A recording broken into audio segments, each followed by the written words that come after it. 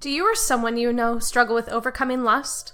Today on the show, Chris is joined by Steve Pokorny, the founder of Redeemed Vision, a one-to-one coaching ministry dedicated to helping men and women overcome their attachments to lust and addictions to pornography. Steve shares his own powerful story and talks about what makes his ministry different from the many ministries out there today.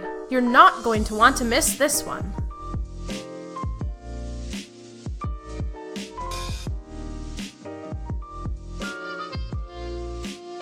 All right, Steve, welcome to the podcast. Thank you so much, Chris. It's great to be here. I'm really glad that you decided to join us. This has been a few months in the making, actually, so I'm glad we finally made this work. Absolutely. No, it's funny. I like to say God's timing is flawless, and so whatever hiccups we may have, He's just kind of arranging pieces. That's right. So let's get into this. So Steve, tell me a little bit about your story and what led you to start the really cool ministry of Redeemed Vision. Sure. So I come from, like a lot of people today, I come from a broken home. I mean, things seemed to be pretty good up until I was 5. My father came from a stint in the military. He fought in Vietnam, and he brought that war home with him, and there was a lot of depression and there was a lot of angst there, and he wanted to also get rich quick to provide for our family because he struggled, like you and I, being husbands and fathers, right? We know the day in, day out grind that comes in, and there's the temptation that's out there to cut corners. So my dad thought if he put our house in the stock market and the deal won, we would be on easy street. Well, unfortunately, the deal lost. And he thought the way in which to provide for our family best would be by killing himself, because he's a vet. We would get something from that. So he went into the garage. He closed the garage door, turned on the engine. Half an hour later, when my mom pulled him out of there, his short-term memory was gone. He got moved to a hospice, not to a hospice, to a nursing home. And that's pretty much my experience of my father growing up. I didn't really know my father. Didn't really have that intimate relationship, and all of us, I think, are craving for that relationship more than anything, and in all the things that we're doing. And certainly this would come out in a variety of ways. For me, as a young boy, 6 or 7, 8 years old, I remember writing in my journal, I should kill myself, like father, like son. I hated myself. I saw dark clouds above in the sky. Fast forward to when I was a 17-year-old boy, a young man. I was, my doctors had run tests on my dad and discovered that he had developed brain and lung cancer. And he got moved to a hospice. And I went in to go speak with him in his room all by myself. And I was just real. And I had said, Dad, you left me. You walked out on Mom. You weren't there for Brian. You abandoned me. Brian is my brother. And for a brief moment, his eyes cleared up and he said, I know. And that was his way of saying, I'm sorry. And so for the first time in my life, I was able to begin forgiving my father, which, if any of us knows, forgiveness is key to any relationship. None of us is perfect here. Sadly, I try. But I fail. Just ask my wife. And so 3 weeks later, less than 3 feet away, I lost my father for a second time. Now, to understand the next part of the story, you got to go back to 7th grade, an infamous year. I got busted for shoplifting. If my grandparents wouldn't have pulled me out of that situation, I would have. This would be a different story, perhaps. It was also the year in which I got exposed to pornography for the first time. And this is before the internet hit, and I'm seeing images, seeing videos on VHS tapes, sharing with a friend of mine at the time, this movement of lust here, this excitement, this arousal here, but these very greatly confused inside and not sure what to do about this. And on the other side, in addition, is this guilt and shame that started growing and growing and growing in me. And I didn't know what to do with this. Just emotionally, I discovered years later, it would emotionally stunt me. Because as the Catechism says, paragraph 2332, sexuality helps us to form bonds of communion with others and to create this integration. It's supposed to integrate us as body and soul. Well, from this young time, this crucial formation of my sexuality as in my masculinity was being severed. And so I had this dual life, basically, right? I was an outgoing guy. I'm still very outgoing. My wife is the interior. She likes to say, Steve has a fun bubble. I get to be in the fun bubble every once in a while, and then as an introvert, needs to go off to her quiet time. So those who are introverts, I have finally understood that there are two types of people. There are introverts, and there are those who are boring. I'm kidding. There are introverts, extroverts, right? So I had this exterior personality. I'm all very happy and joyful, but on my quiet, private viewing times, and the internet hits, obviously, and it really exposed in this. Then I get torn apart here. I mean, torn apart interiorly. But like anything we do in our private time, there's no such thing as what I do in my bedroom is nobody else's business. Okay, in a certain sense, because it affects all people that I interact with, and how it experienced. My experience was I would see women who I would have this attraction to, but there would be this projection of anger towards them. Like I something in me, I don't want to lust, but because I grew up Catholic, I know it's wrong, but I can't help myself. So I project this anger upon the women around them, and they're just being women. They're just being who they are. They're not trying to show off. And if you wouldn't be so beautiful, I wouldn't have to lust after you. And so instead of taking responsibility for what I had going on inside me, I projected this blame upon them. And so there really was this pent up powder keg inside of me. So, and again, my typical, I got in this huge cycle, right? Chris, you ever seen A Bug's Life movie? Long time ago, yeah. Long time ago. Okay, so date night, go pull it back out. Okay, and why they haven't made a sequel to that, or now a live version of Bug's Life, because they're making everything live version. I don't know how they're going to do that. So we'll see. So anyway, in the beginning, towards the beginning of the movie, there's two mosquitoes hanging out at the bug zapper, and one of them says, "Frank, stay away from the light," and the other one says, "I can't help it, it's so beautiful." Right. Yeah. Right. Yeah. Right? So that's an analogy of where my life was. Right. This stuff is so attractive, so powerful. And years later, I would learn about all the chemicals in the brain and how literally it's on our own willpower, it's impossible. And I was just drawn into this, and I was getting zapped emotionally constantly. And so my typical week would be like, I'd be drawn to this. I'd lust. I'd masturbate, feel guilty. I know it's wrong. I go to confession because I'm the good Catholic, right? That's what we do. And then, and again, I'm not here to knock confession at all. Confession's awesome, okay? But then this stuff's too powerful, and it'd draw me right back in, okay? And maybe it was more than once or 3 times a week, right? Just drawn into this. I didn't know what to do with this, and I had nobody to talk to about this. And I mean, even today, how many of us have really ever heard a homily on the issue of pornography? We don't, okay? Very, very rarely, even though this is the 572,000-pound elephant in the room, okay? So many men and women are dealing with this.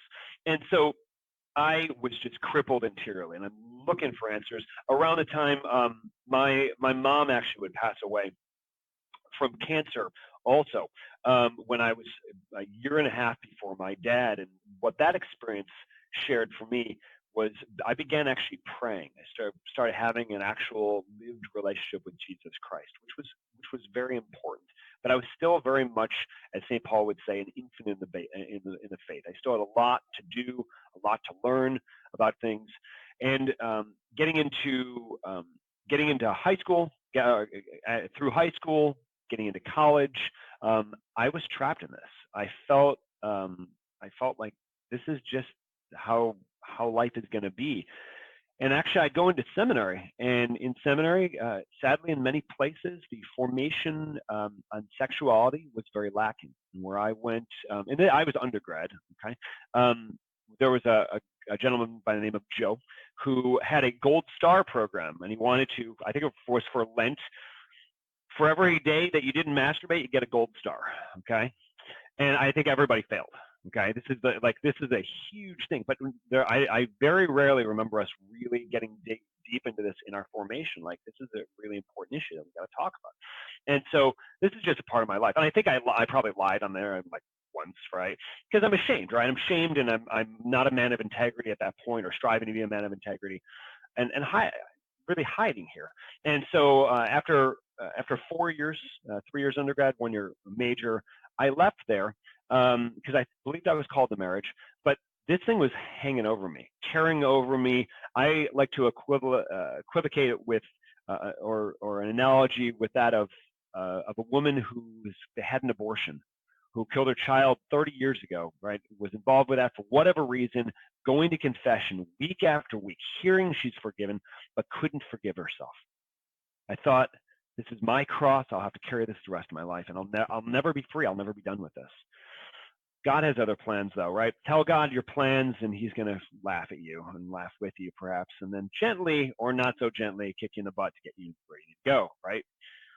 So I was led to Franciscan University in Steubenville, Ohio. Okay, solid university. I'm getting a thumbs up here. I'll take that, Chris. Yeah, I went to Franciscan, so there you go. What year were you? Well, I only went one year, but I was there from 2005 to 2006. Yeah, we were there. We might have bumped into each other. Oh, hilarious! Were you in a household? I was a grad student, so I just graduated in 2005. Okay, cool. And so we might have seen each other. Yeah, and I became a townie for the next year, developing a ministry. So nice. Okay. By the way, all you listeners, just go to Steubenville. The campus is one thing; town is a whole nother. Yep.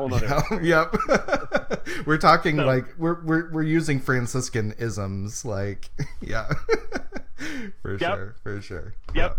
So, Chris, you're going to become you'll know what I'm talking about. For those who aren't aware, every first Saturday of the month when school's in session, they've got these things called Festival of Praises, or FOPs. We like to use the lingo. Picture about 2,000 people praising God in music and song, like our evangelical and Protestant brothers and sisters like to do, but we do it Catholic style. Really doing that. Sometimes they bring out Jesus in the Eucharist for worship and adoration. And in that time, there was also some prophecy, and it was from the book of Isaiah, chapter 43, verse 19.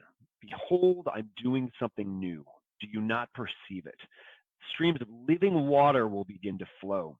And whereas I had been drinking from the proverbial septic tank for a decade or more, I had missed the fact that there's this fresh water that's available for me. So somewhere along the line, I really, going to Franciscan, going to daily mass there, moved to gratitude for what Jesus Christ had done for my life. His dying, his suffering, his dying, his rising and ascending for me personally. And I think that's a key feature here, Chris, that to talk about, and maybe we want to jump off at some point. I think a lot of us as Catholics, we miss the intimacy that's going on here. We do it. It's on daily rigors. This is just what I have to do, and we don't get to the meat of what this is, that this is a love story. So about 2 weeks later, Wednesday Mass, receiving the Eucharist, I realized, I'm praying afterwards, and I realized it's not just Jesus that's moving me to gratitude. It's the Father. It's the one that I thought had abandoned me, had walked out on me, had left me. No, he'd always been there. This is my Heavenly Father, who simply wanted me to climb up into his lap and be held. And it's enough. And there's this intimacy of father and son that finally I was able to open myself up to. And then it happened. Boom, boom, boom, boom. These chains hit the floor. I experienced this first tangible experience of freedom from lust. As I would find out in the next 4 months, this experience of, as I'm walking around, not this movement of anger towards my sisters in Christ or sisters in humanity. I've wanted to use them, or I'm online. I didn't have a web filter on my computer, and there's nothing. Like I'm like, oh my gosh, like God, what are you doing here? What's happening here? Well, like Peter, who took his eyes off Jesus and sank back into the waves, I sank back hard into the septic tank. And the ultimate reason is he needed to get to the full root of all of this. He wanted to give me that little tangible taste of freedom, of interior freedom, because it's not freedom from just I have a web filter on my computer and I can't get to it. It's this, I have this interior notion where I see the septic tank for what it is, and the very thought of wanting to do that would make me want to vomit, right? So I had a taste of that, and it was real, and I mean, unbelievable. Well, think back hard into this, because I didn't have all the pieces. And one experience that was pretty big was on a Saturday night. Saturday night. My neighbor behind our house, and we were poor grad students. We were too cheap to have internet access, but he didn't. He had it. He let me come over and mooch on his internet. He was gone for one weekend, and I went over to his house. This is April in Ohio. You know what I'm talking about. It's miserable. It's cold and rainy, right? Dreary. It's kind of like the state of my soul at that point. And there was at 10:30 at night, from then till 5:30 in the morning, I'm searching for that one image or that one video, that one thing. It's the end all be all of all pornographic haze and lust, right? Well, guess what? That doesn't exist, people. Okay, because we're made for real love and life. And I was just afraid. I was a porn zombie, right? I love my sleep, and I took NyQuil to try to knock myself out. It was miserable. I can't. All these images are flying through my head. For the next 2 days, man, it was like being a caffeine junkie without the caffeine. Okay, all those chemicals. It was a wreck. Hated it. Hated it. And so over the course of the next few years, I'd be searching in adoration, going. And he wanted me to get the lived experience of knowing I can't do this without his help. Okay. And then pieces would be added to which I'd be able to put this into a beautiful system later on to do this much quicker. But he needed me to experience the full brunt of this. Okay. 3 huge things. So one was I discovered, and again, I had a lot of trauma in my life. Losing my parents, was a big deal. Most people who are getting into pornographic situations, who are seeking lust, not using their sexuality as a gift, it stems from some sort of childhood trauma, typically. Okay, so I discovered something called theophostic prayer, shared with me from my Father Dave Morier, who's a Franciscan priest, who began this process. I'd work with other people where the emotions are like smoke that lead to a fire. And so doing that in deep prayer, there was healing that happened. It was good. And then I discovered something called intensive trauma therapy, where it sounds scary. It's not. Calm down, Chris. Where we had the ability to draw and write. And so much of my shame was wiped out, especially on a day 3. I did 1 week worth of this, processed 21 of 35 traumas, and there was a ton of healing because we processed and worked through my pornography stuff, because I'd never talked to anybody that in depth on this thing before. Okay, it was unbelievable. And then the keystone would come a few years later, where I really delved into and entered into the beauty of the church, the beauty of the body being exposed appropriately, especially through Catholic iconography, okay? Especially where, like Mary breastfeeding Jesus in what we call Maria Lactains, seeing the truth of the human body, the truth of the female human body. This is not a source of temptation, but it is a source of entrance into the mystery of God himself, that he has created us male and female to reveal this to the world. And it is our very naked bodies, our human bodies, that are good in themselves, created good, but it is pornography that has taken that and twisted that reality. That reality is especially in our churches, we are not given the opportunity to see the body correctly. And because nature abhors a vacuum on the basic level, right? If we're not getting what is a natural desire and natural need, a good need met in a healthy way, well, if this thirst is there, we're going to go seeking other ways. And so I am on this podcast today to proclaim to you, I am a man who would rather die than lust. I know infinitely the difference. There is an infinite difference between the two of them. And to those who are hearing this, I want to encourage you that this is good news, that this is meant for you, especially if you're struggling with this, or you know a loved one, or you know a friend.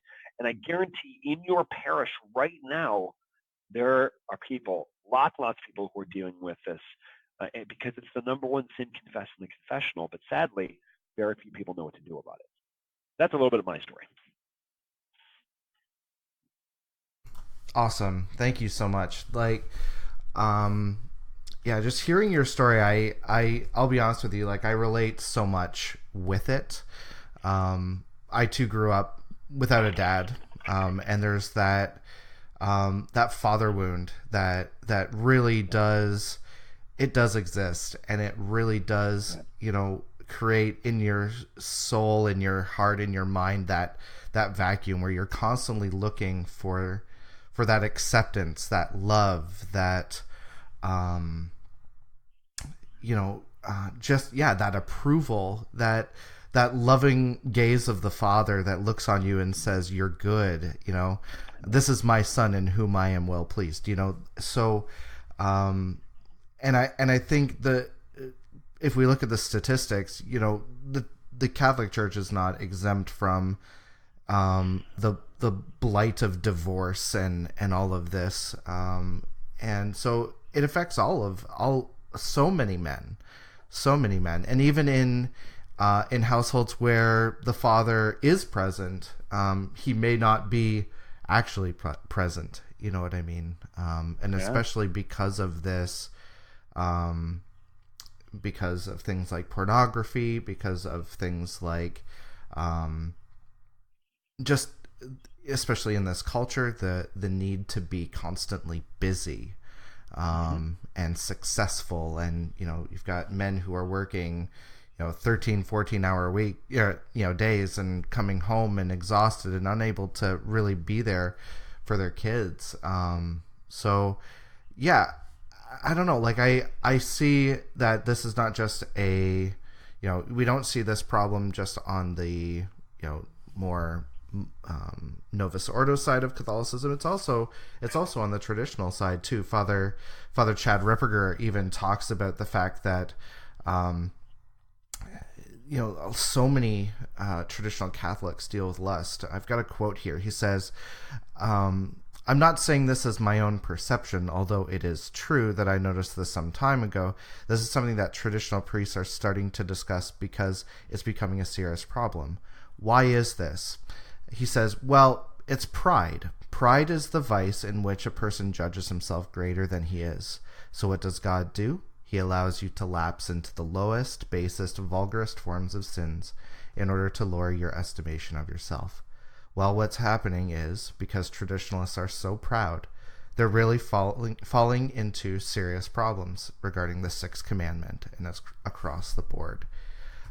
You were talking about how there was that period where you got a taste of it, but then you fell again even harder. And I know that to be the case for me too, that there's been times where I would struggle with this and I would think, you know what, I've got this under control. I'm good, and then boom, you just go full force into sin again. And you're like, why,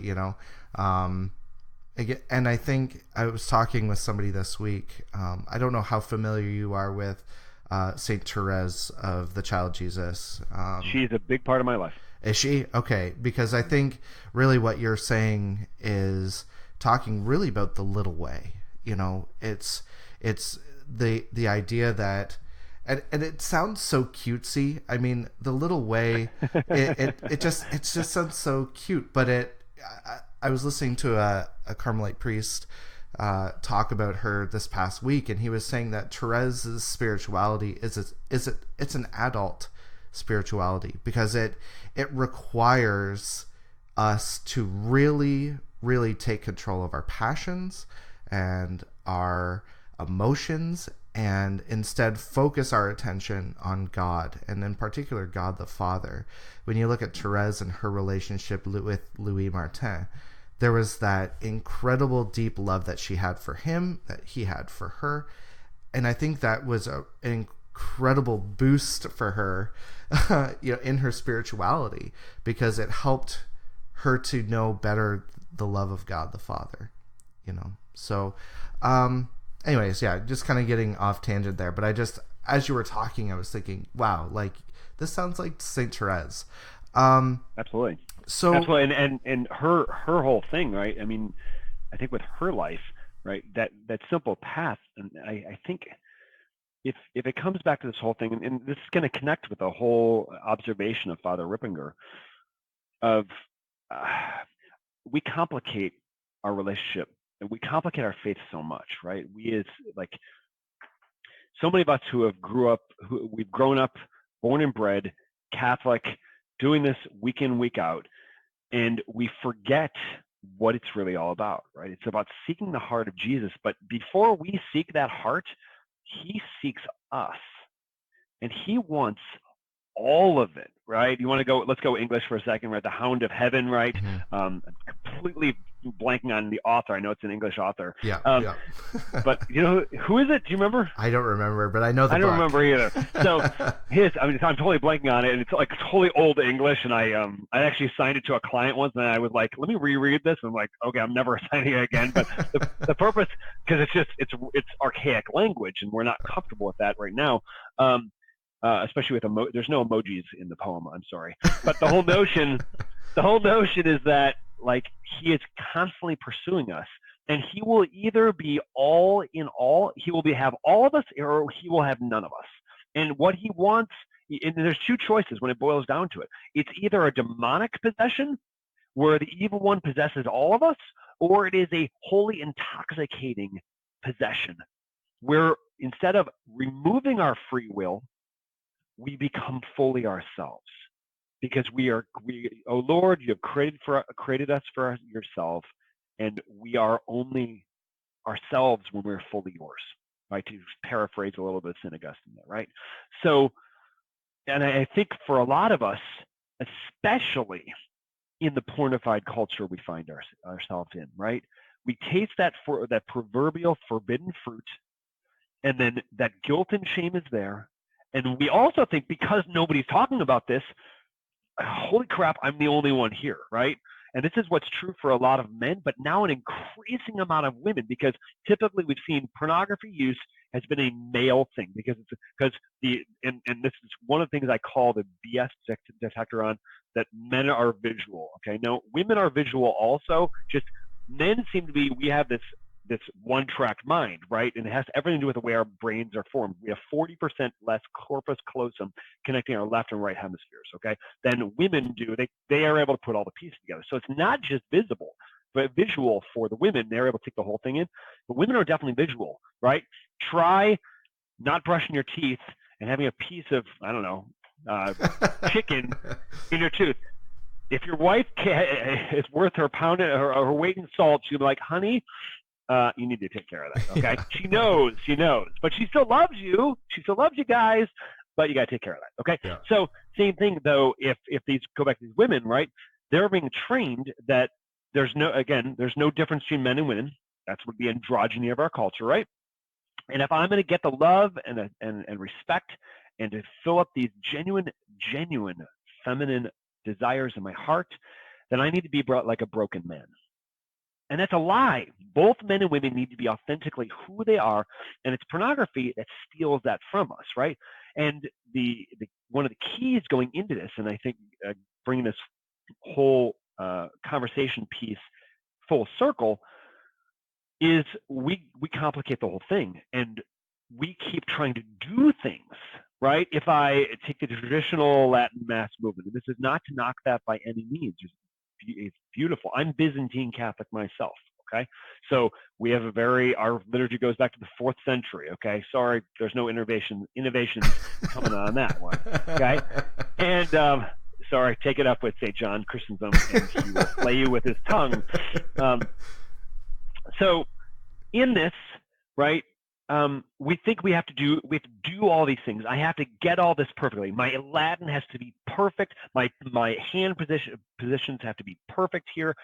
And it's not wrong to have those positions necessarily, but if we're doing them to basically cover over the stuff, the brokenness that's inside of us, then go back to the words of Jesus, right? Go back to the Gospels where the Pharisees and Sadducees were doing all the right things, right? But they're whitened sepulchres. They are empty tombs where they're dead inside. There's the dead men bones living inside of them. And Jesus, certainly, like hearing this, we're like, oh, but it should be this notion like it hurts, but he's calling me more. He wants all of me. He doesn't want this just surface bit, right?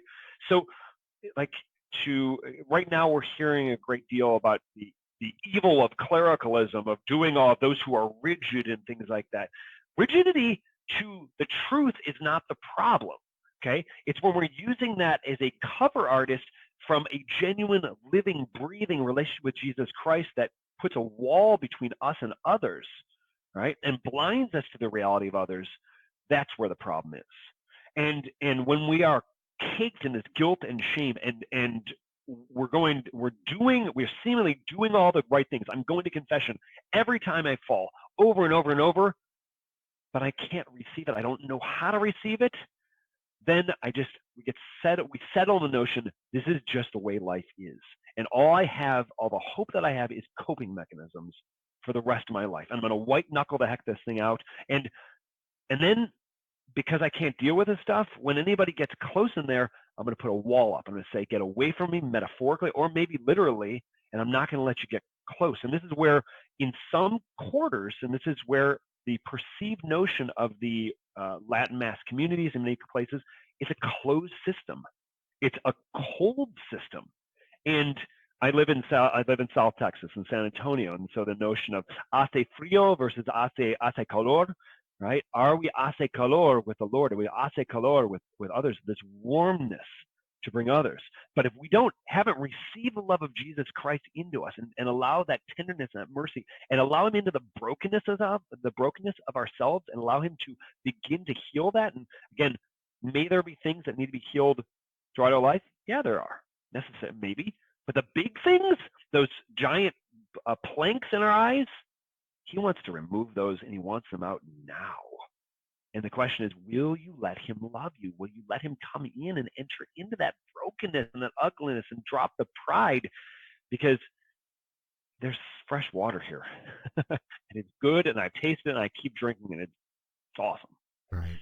Yeah. And with that, one of the things that like a lot of us have been talking about has been this the idea of isolationism, right, within the trad movement. And I mean, within a lot of us, I think we all kind of tend towards that a little bit in this day and age. We're all connected with our smartphones and whatnot, but we're not actually building real community. And so I kind of wanted to dig into that because with what you do in your ministry, maybe we can kind of dig into that a little bit. I want to talk about the importance of having real community and real people kind of walking with you. I don't really like the word accompaniment. I think it sounds fluffy, but I know that like you're, for example, a coach with this, and you are someone that walks with people who are struggling with what you struggled with personally. Can you kind of talk about what makes that process more effective?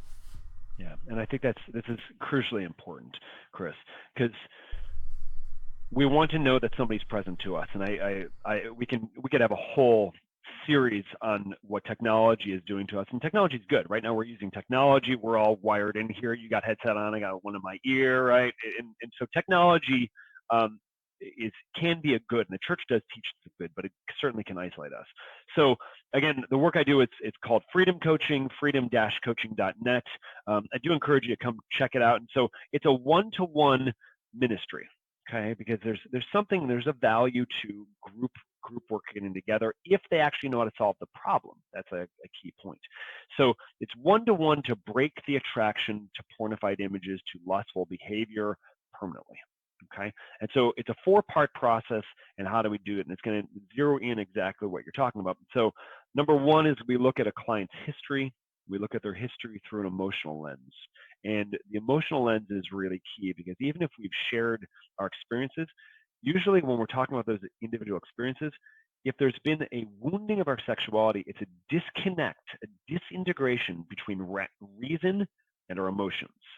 And what we really need to do is let those out in a healthy way. But instead of simply talking about these things, talking about them, and going round and round in circles, there's something we can do and actually heal those emotions, to feel them and heal them. Okay? So this is a key part to this. Second is we look at the brain chemicals. All the different chemicals that are stirred up in the brain while viewing pornography or lustful images are the same chemicals that happen during a healthy marriage, healthy marital intimacy and intercourse, but it's to a completely different result. And the reason for it, we were never meant to try to bond with a screen. Okay, we were never meant to totally give ourselves to an empty image. And by the way, you can't. You try to do it long enough, you're getting electrocuted from your computer. Okay, don't do that. Okay. We were made for real relationship, right? And so this is where I like to say that fraying, just feel thin inside emotionally, right? It's like for myself, when I don't receive the Eucharist long enough, I just feel I'm not as heavy as I need to be. It's filled up as I need to be. So the chemicals, just understanding that part, how that works, so many light bulbs come on for clients. Third, we look at the intimacy issue of pornography, how it steals intimacy for us, and in turn, what that does to us is steals our identity. And the reverse, when we come to know that we're a beloved son or daughter of God, when we live from that space, then we can have confidence. And then when I put myself out there in the presence of others in the world, then I don't have to be terrified, because I lived in that terror for a long time. Like, if I reveal anything of myself to you, you're not going to like what I see. There's going to be a rejection, right? That whole thing, Chris, that you talked about, that lack of acceptance coming from the father wound, right? So many of us have been rejected by our parents, emotionally, mentally, maybe physically, and then we live behind this lens, and we project this onto a ton of people, right? And so first we have that. A big part of this is getting that identity set with God, allowing to receive that, and then to enter into real relationships with others, right? Get off our smartphones, get offline, right? If we're spending way more time online, that's not for our job or something like that, than in real relationships, building real relationships, then we're missing out on life. And time is going to go so quick. I mean, the whole net just take one thing. I have Netflix in our house. I still have it. I don't know why I still have to use it, right? But like the auto feature, right? You got another movie coming up, another movie. And pretty soon, right, especially if you're a single guy, I don't have that time for a married man or a father. It ain't happening here, kids, right? And you know what I'm talking about, Chris, yeah. Right? Right, you could lose the entire weekend, and then you wake up Monday morning, you're like, what happened here, right? And I wasn't necessarily watching anything evil or dirty or bad, but man, I feel just grimy, right? Mm-hmm. It's like the whole binge watching seasons 1 through 7 of like 24 or something like that. Yeah. Okay, The Office, The Office, Parks and whatever. Anyway, we can talk about that later. Yeah. So from here, right, we need to establish a genuine bonds of intimacy, and it's going to be offline. It's going to be face to face. Can you actually have a face to face conversation with somebody? Can you actually look someone in the eye and say hello? How are you today? Right. So many people. One story years ago, a friend of mine lived at the Mac store. He was a genius. No, don't tell him that again, because he doesn't need any more pride.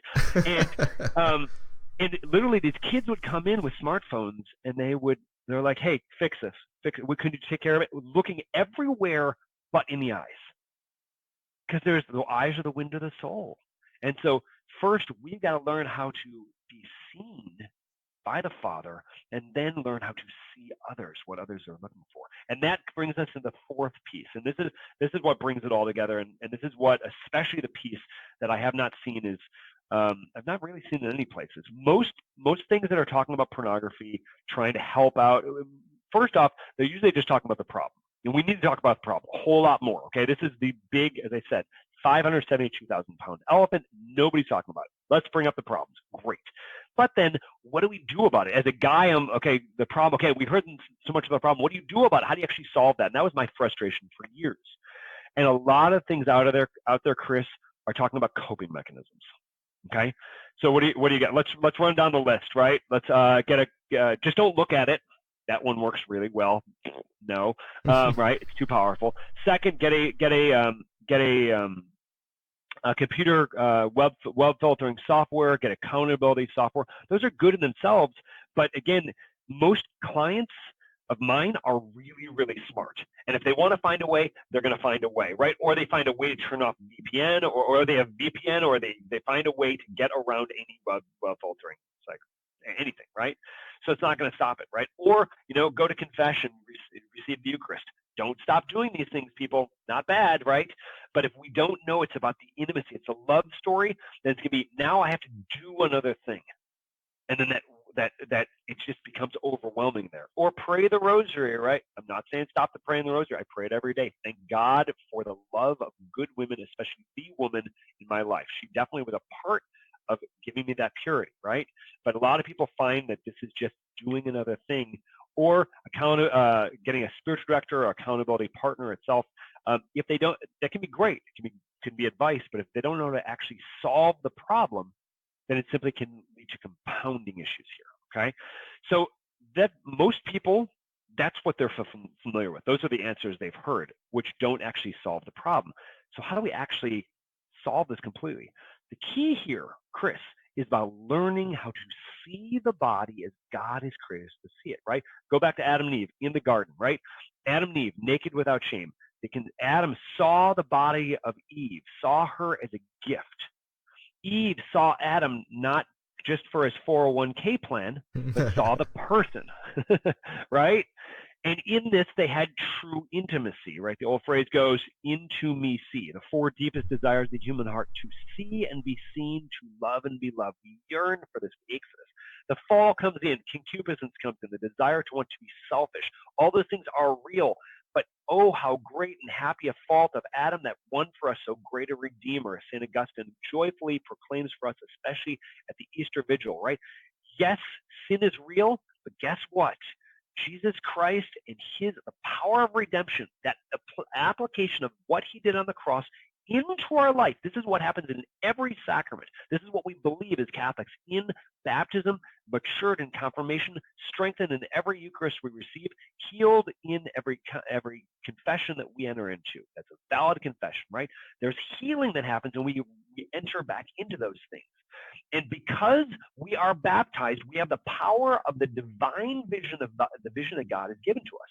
But as I said earlier, how many of us have been shown healthy images of the body? The pornified culture is not doing this, and it's getting worse, especially with the whole androgyny movement, the whole transsexual movement, where I believe I'm born in the wrong body, so let's cut this off, right? Let's move on from this. So this is what I write about in my book, Redeemed Vision, Setting the Blind Free from the Pornified Culture. If you message me, or Chris can set it up, I'll send you an autographed copy for $20. We'll take care of that. So with this is this notion of we've got to learn how to have healthy images of the body around us so that when the counterfeit is presented to us, it loses its power. Because if we're genuinely drawn to be attracted to others, this is a God-given thing, but we're created to enter into genuine relationships and to see them for who they are. Lust is the counterfeit that must be disposed of, not the body itself, not sexual attraction, not nakedness itself, not sex. Sex is good, but it's got to be seen and used and lived in the appropriate way. And so when we actually learn how to see when the counterfeit is presented to us, but we've been now reprogrammed, we received a redeemed vision. Oh, watch what happens, Chris. Then it's like lustful images are like an annoying mosquito where I know what to do with them and I can neutralize that in about 3 seconds and like really see it for what it is and be like, really? I've been afraid of this my whole life? Are you freaking kidding me? I want more than anything you could potentially offer me. And because I've got that genuine relationship with the man amongst all men, Jesus Christ, who's redeemed all this and has the ability to redeem all male and female bodies, and we can enter into how to see that. Oh, that is way more exciting and way more intoxicating than anything pornography or pornified images can provide. That's awesome. That's awesome. So, wanted to ask in particular too, because you'd mentioned in one of your videos on YouTube, but you also kind of hinted at it as well today. You know, that when you began to battle lust, there was other things that came out, such as anger. And Kevin Voss, I don't know if you've read his book on the 7 deadly sins, but it's a fantastic book because he talks about how each vice, there's always death-dealing daughters that come with it. And for lust, one of them is anger, wrath, because again, it's that emotional release, if you will. So maybe can you tell me a little bit about how the importance of working on growing in virtue, how that applies in your coaching? Sure. So let's use an analogy for this, or an old story. The whole Trojan War, what was it fought about? I don't know. The Helena of Troy was described as being like the most beautiful woman of those times, right? And it was 2 guys lusting after the same woman, and then we're going to drag the whole system in, right? And so I've had family members in the past who had no problem with like sex and lust in movies, but it's violence. We need to get rid of violence. And my whole argument is the two go hand in hand, okay? Because let's just break this down in a very simple way. When lust itself never gets us the love we're looking for. Love is about how I can make a gift of myself. Lust is about how I can take from the other person, right? And the whole thing the whole system that helps lust to flourish is fantasy. And it's the notion of what I can't really have. It's just out of reach. Right? It's just there, right? Where all these guys in their mom's basements masturbating, looking at pornography, and they really want this, but they know it's untangible, right? And they leave their basements absolutely unfulfilled, absolutely unhappy, and there's this anger that's underneath. For me, there was this red hot lava of anger coming in here. I several times remember through my life, and even in grad school before I really got to the whole vision piece. Somebody said something said something to me that just set me off, and I literally felt like the Incredible Hulk. Like, I'm going to throw a desk at this person.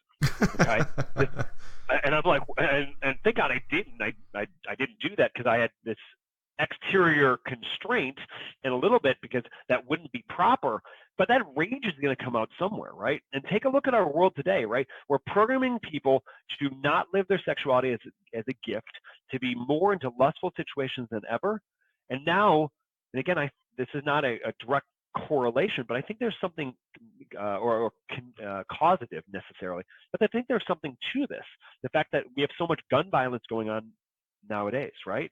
People aren't receiving the love and intimacy they're looking for. They're not receiving the goodness they're looking for, and it's being fueled by all this lust in a huge way. And if I can't get what I'm really looking for, a genuine need, and I think you're keeping it from me, or you just set me off that day, I'm going to lose myself, right? And it can lead to very, very bad situations.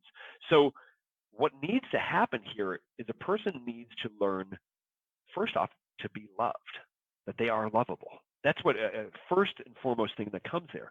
There might be some anger management, and I'm going to give you a key thing of how I can deal with anger very simply. Ready, Chris? You're going to be my guinea pig. Ready? Okay. Okay. Chris, in a really angry voice, I want you to say bubbles. Go.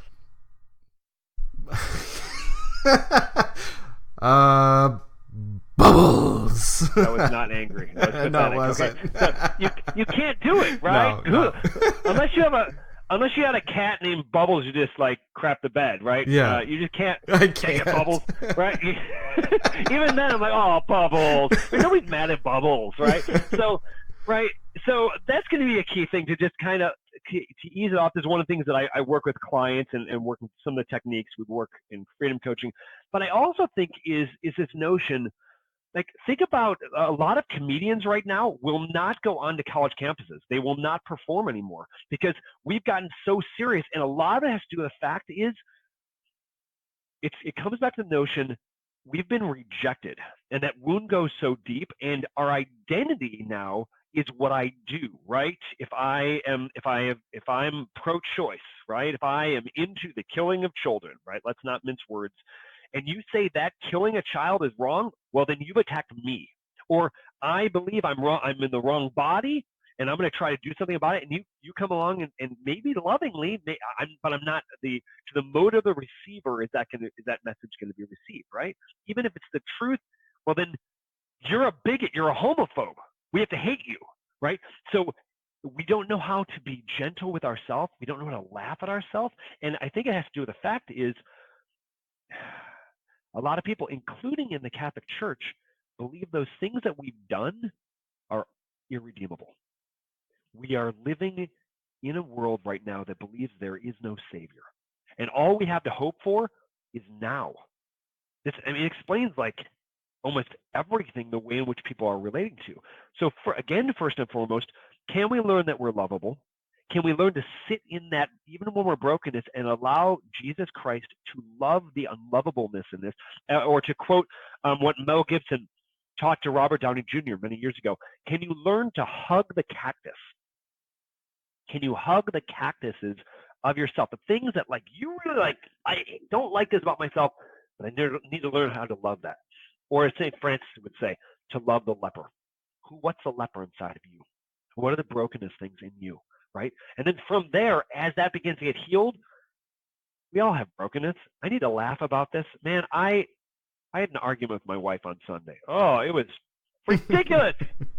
And even in the midst of that, I was throwing humor in there because I'm like, this is not the end all be all. We're committed. Like, we are solid in our relationship enough that even though she's really mad at me, I know that this is Chris is laughing because he knows it's true. Every married man out there, right? Yeah. But if we're solid in our relationship and I'm solid in my own identity, then I'm solid in my identity as husband and wife. Then when issues come up, and this is not to blow off the issues that we have. Sometimes I don't get it, right? I need to be talked to, and I need to be Mr. Theology of the Body or Mr. Freedom Coach. Let me coach you a little bit, sunshine. And so it's true. So from that, and no, Chris, you can't have my wife's cell phone number. We'll get her on a podcast, and she can embarrass me. So from that is because we're solid in that identity, then we can be real with each other and we can laugh about these things, right? And it's not the end of the world. And so coming back to the anger thing, anger is connected to fear, right? This is Yoda, right? Anger leads to fear. Fear leads to the dark side, right? It's like that Muppets has got something to tell us there, okay? And in here, it's not about seeking the force, whatever the heck that is, right? It's not midi-chlorians. It's this notion that we're afraid of something. And usually it's this fear that you're not going to love me. So the question is, will you surrender the fear over to Christ? That the only thing we have to fear is fear itself. Man, I'm quoting all these truisms. Thank you for Truman, right? So it's this fact that will you let him love you? Will you let him come in? Will you let him make his way with you? And then we get rid of that. We clean house, but then we begin to put things back in there so that the other demons, shall we say, maybe literally, maybe metaphorically, don't ever come back. They're not present. Awesome. So I guess this kind of leads to my last wrap-up question. So how do people get in contact with you, and what should they expect, like in their first, shall we say, introductory meeting with you? Lots of judgment and condemnation. Perfect. No, I'm kidding. Perfect. Totally kidding. Right? No. Let's take from traditional Catholicism, right? Lust is a big issue, but it's not the most serious of problems, okay? And that you are called to genuine freedom. That's what you can expect. The promise of freedom coaching is this, is that by the time you're done with this work, and this is not counseling, it's coaching. There's a system here, and there's a definitive ending point, okay? By that end, you will have all the tools to be done with this. 3 provisos, though, 3 asterisks. 1, that grace of God must be made available. The life, love, and power of God must be made present to you and to any coach there. 2, you need to open yourself up to it. Will you open up? Open up. Let go of the false ways of seeing yourself and seeing others and seeing God and seeing the world. And 3rd, will you do the work? Okay? Will you enter in and do what needs to be necessary? Not on your own willpower, but relying on grace. And that's the key thing, because willpower doesn't work in itself. You need to rely on grace. And then, yes, you got to do your work. But if you do those things, like so many of my clients, you will walk in genuine freedom. And it is the pearl of great price, worth selling everything. And no, you will not have to sell everything if you choose to go into freedom coaching. That's awesome, dude. So let's end. So let's find out where can people find you. Awesome. So I'm pretty big on social media: Instagram, Twitter, Facebook, LinkedIn. On the first 3 of those, it's Redeemed Vision. I've got a book on Amazon, Redeemed Vision: Setting the Blind Free from the Pornified Culture. I recommend check out my website, freedom-coaching.net, to learn more about that book, but also to get in touch with me. You can contact through there. We are in the process of training other coaches, so this just needs to get out to the world. And Chris, you're a big part of that, and I'm grateful. Oh, dude, it has been an absolute blast chatting with you today. It's great. Thank you again so much. We appreciate it, and I hope that all of our friends who are listening will seriously, keep this in mind, keep your work in their prayers.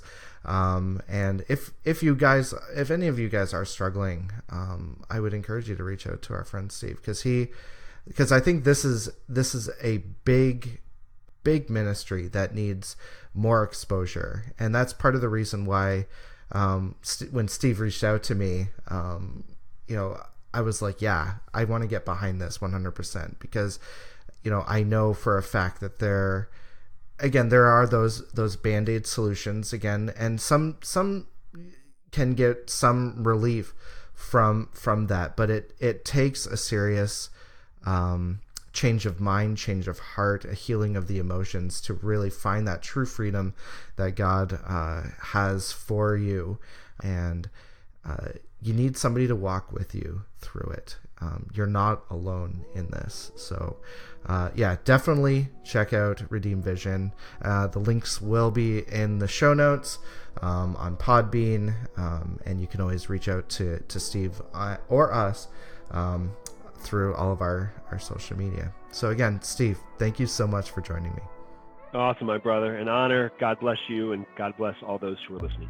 Thanks so much for listening to today's podcast. Did anything really strike you? We'd love to know. Message us on Facebook or DM on Instagram at Theology of the Buddy. Find us on Twitter at TradFriends, or email us at theologyofthebuddy@gmail.com. We'd also love for you to send us a voicemail via Facebook Messenger. If you like what you heard today, please consider subscribing to us on iTunes, Spotify, Stitcher, Google Play, or wherever you listen to great podcasts. Would you also please consider rating and reviewing us on iTunes? We'd greatly appreciate it, as it helps us to get noticed within the larger podcast community. Next week, Chris and I will be sitting down to discuss Catholics, casseroles, and the virtue of charity.